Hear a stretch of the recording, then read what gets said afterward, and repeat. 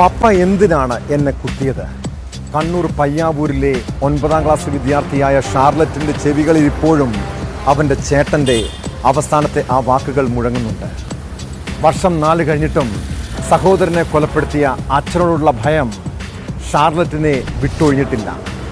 2020 August 15-നായിരുന്നു നാടിനെ നടുക്കിയ ക്രൂരമായ കൊലപാതകം. പയ്യാവൂർ സ്വദേശി സജി വീട്ടിൽ ചാരായം മാറ്റുന്നത് എതിർത്തതിനാണ് മകൻ ഷാരോണിനെ കുത്തിക്കൊലപ്പെടുത്തിയത്. കേസിൽ പിതാവ് സജിക്ക് കോടതി ജീവപര്യന്തം കഠിന തടവ് ശിക്ഷ വിധിച്ചിരിക്കുന്നു.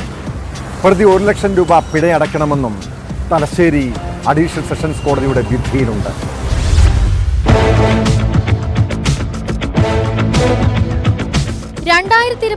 ഓഗസ്റ്റ് 15 വൈകിട്ടായിരുന്നു ക്രൂരമായ കൊലപാതകം.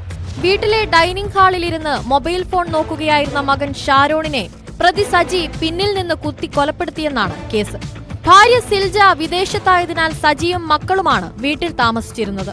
സംഭവത്തിന്റെ തലേ ദിവസം സജി വീട്ടിൽ ചാരായം വാറ്റുന്നത് ഷാരോൺ തടഞ്ഞിരുന്നു. ഇത് തർക്കത്തിനും കയ്യാങ്കളിക്കും ഇടയാക്കി. ഇതിനിടെ പ്രതിക്ക് ഇടതുകണ്ണിന്റെ പുരികത്തിന് പരിക്കേറ്റു. ഇതിന്റെ വൈരാഗ്യമാണ് കൊലയ്ക്ക് കാരണം. ഇറ്റലിയിൽ നഴ്സായി ജോലി ചെയ്യുന്ന സിൽജ അയക്കുന്ന പണം സജി മദ്യപിച്ച് തീർക്കുന്നതിനാൽ ഷാരോണിന്റെ പേരിൽ പണം അയക്കാൻ തുടങ്ങിയതും വിരോധത്തിന് കാരണമായി.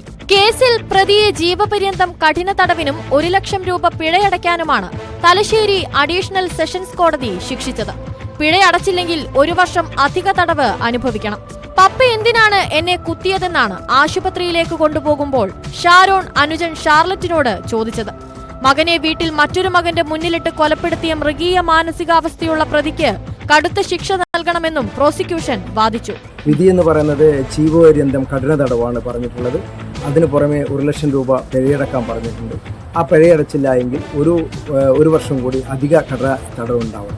എന്തിനാണ് കുത്തേറ്റെന്ന് പോലും അറിയാതെ പടഞ്ഞ് വീഴുന്ന മുറ്റത്ത് പടഞ്ഞു നിൽക്കുമ്പോഴാണ് ഈ അച്ഛൻ സജിയോട് കളിച്ചാൽ ഇങ്ങനെയായിരിക്കും എന്ന് പറഞ്ഞ ഒരു വാക്കും പറഞ്ഞിട്ട് അവിടുന്ന് രക്ഷപ്പെടുകയാണ്. സ്വന്തം അനുജൻ, ഈ മരണപ്പെട്ട കുട്ടി ഷാരോൺ എന്ന് പറയുന്ന 19 വയസ്സുള്ള മകനാണ് മരണപ്പെട്ടത്.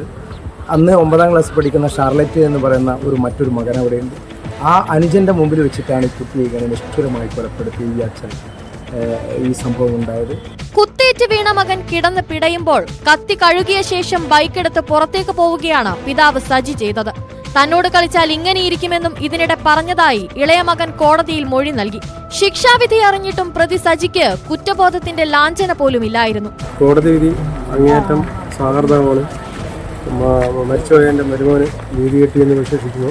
എൻ്റെ അനുഭവത്തിൽ ഈ കേസ് നടത്തിയിട്ട് ഇത്രയും 4 വർഷമായി ജയിലിൽ കിടക്കുന്ന ഈ പ്രതിക്ക് ഇന്ന് വരെ ഒരു കുറ്റബോധം മുഖത്ത് നിലനിൽക്കുന്നതായി എനിക്ക് തോന്നിയിട്ടില്ല. പല തവണ ഞാൻ വിചാരണക്ക് കോടതിയിൽ വന്നപ്പോഴും ഈ പ്രതിയുടെ മുഖത്ത് ഒരു കുറ്റബോധമോ ഒരു പശ്ചാത്തലമോ ഒരു നിഴൽ പോലും കണ്ടില്ല.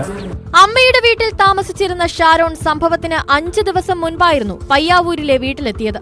കോവിഡ് നിയന്ത്രണങ്ങളുള്ള കാലത്താണ് കൊലപാതകം നടന്നത്.